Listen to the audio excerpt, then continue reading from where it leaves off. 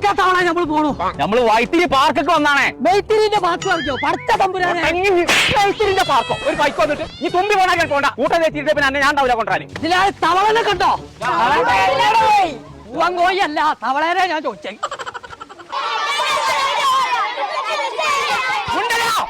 നീർക്കൊല്ല കണ്ടങ്ങള് തമ്പുരാനെ എത്താ അത് നീർക്കൊല്ല ജ്യൂസ് അടിച്ച് കൂടിയാ പോണ്ട്. ബദിരിങ്ങളെ ഡാം പൊട്ടിയോ? തവളനെ കണ്ടോ? ആ തവള തവള